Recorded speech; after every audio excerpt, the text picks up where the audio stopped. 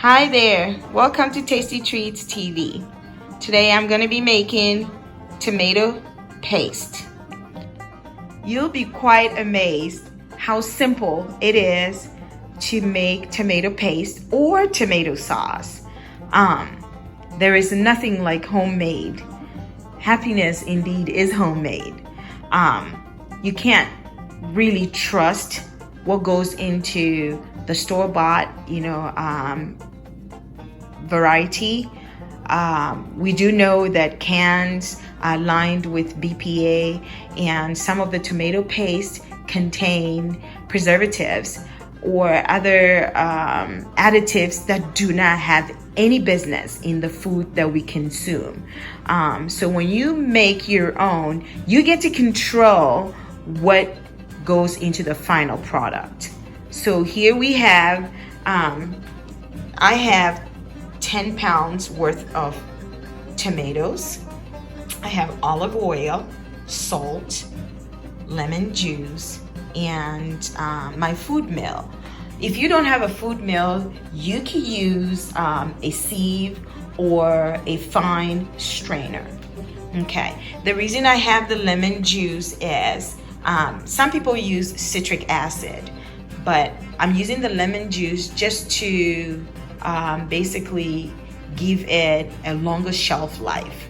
So what I'm gonna do is, I've already washed these tomatoes. What I'm gonna do is I'm going to cut them up, remove all the seeds, and then in a large bowl, I am going to throw them in a large bowl. I'm gonna throw the tomatoes into a large bowl, add my olive oil, and then boil it. So let's get started.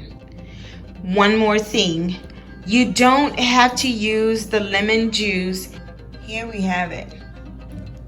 See, this is supposed to be 10 pounds worth of tomatoes, but the seeds weighed half of it. And this is all I got. The tomatoes are done cooking for now. I am going to run it through the food mill. Okay, so here we go.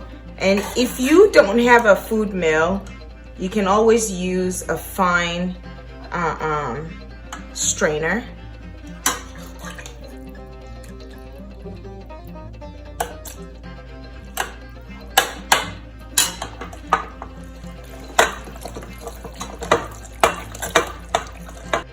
After passing the tomatoes through the food mill, I have the pulp left over. You have several options. You can throw this out, you can set it aside, blend it, and use it for stew or spaghetti sauce or whatever. Or you can also blend it, restrain it, and add it to your puree so you can have a little bit more tomato paste. Now that I got everything pureed, I am going to add my 2 teaspoons of lemon juice. Then I'm going to stir it, then return it to the pot. It's in the pot. I am going to set it on the stove on low heat and let it simmer for 30 minutes. The final step in this process is to put the puree in the oven to bake. However, I need to get it a little bit thickened prior to baking it.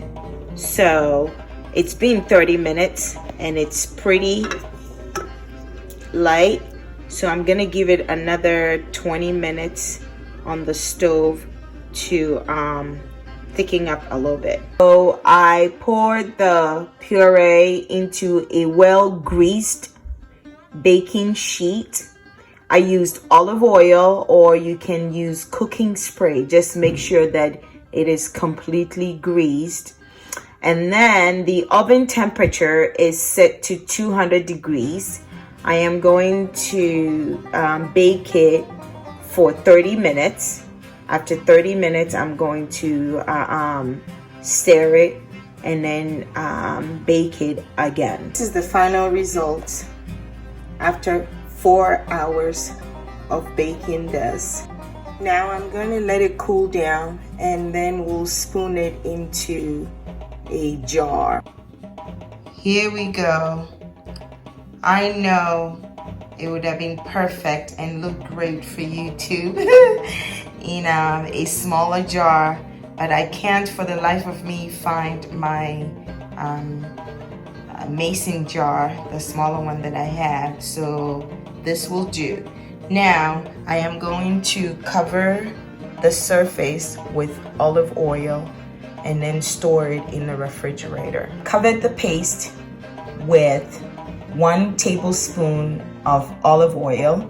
I am going to store it in the refrigerator and use it as needed.